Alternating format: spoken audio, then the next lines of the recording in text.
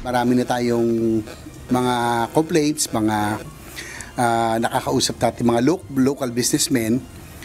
Pero nabahala ako na when the European ambassadors and some ambassadors of the different countries and the American and European Chamber started to complain na pati sila have been subject to harassment, no, by BIR through the LOA. So they're weaponizing the LOA for corruption. Kung may SOP sa maanumalyang proyektong pang-infrastruktura, mayroon namang LOA o Letter of Authority sa Bureau of Internal Revenue o BIR. Ito ang inihayag ni Senador JV Ejercito matapos makatanggap ng mga reklamo kaugnay ng pag-abuso sa tax audit at proseso ng investigasyon ng naturang ahensya.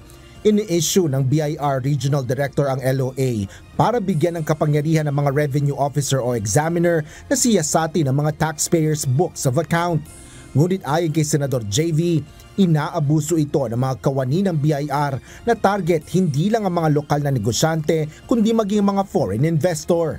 Siguro as early as 2 years ago marami nang umaangal na kahit yung mga nakaraan na nilang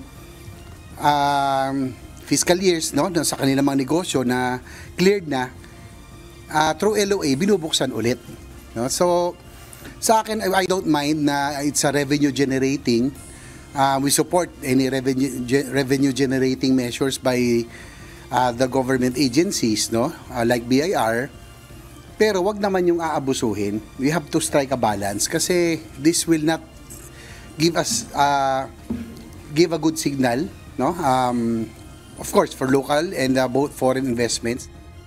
Isiniwalat pa ni Senador JV Ejercito ang umano'y hatian sa pagitan ng mga sangkot na kawani ng BIR sa mga hindi ipinapasok na nakokolektang buwis.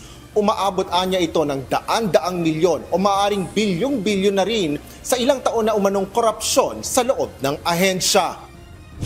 Kasi yung 70% na nakokolekta, hindi pinapasok. Baliktad, yun ang napupunta sa bulsa. 30% lamang na ang pinapasok. Kaya nga 30% lang yung sa target ang from 6 billion, 2 billion lang yata ang kanilang na-raise. So, parang nakakalungkot na lahat na nasangay, hindi lang DPWH, lahat na gumagawa ng kanya-kanyang diskarte. Nakakalungkot. Ayon pa sa Senador, mas lumagana pa ang gawain ito ng ilang BIR personnel mula 2022 hanggang 2025. Ang alam ko hanggang RD level. Yung kung meron mang remittance sa taas yan ang hindi natin alam pa. Pero ang naririnig ko sa mga businessmen hanggang regional director level, yun yung mga talagang examiners, yun yung mga kumakausap sa mga negosyante. Rekomendasyon ni Ejercito magpatupad ng reforma sa BIR at magkaroon ng malinaw na polisiya upang maiwasan ang pag-aabuso sa pangongolekta ng buwis. Una nang sinispinde ni BIR Commissioner Charlito Mendoza ang pag-i-issue ng LOA at mission orders. Gayun din ang lahat ng field audits and operations, bunsod ito ng umiigting na alalahanin ng publiko sa issue. Asher Cadapan Jr., UNTV News and Rescue. Diyos ang aming sandigan, serbisyo publiko ang aming pinahahalagahan.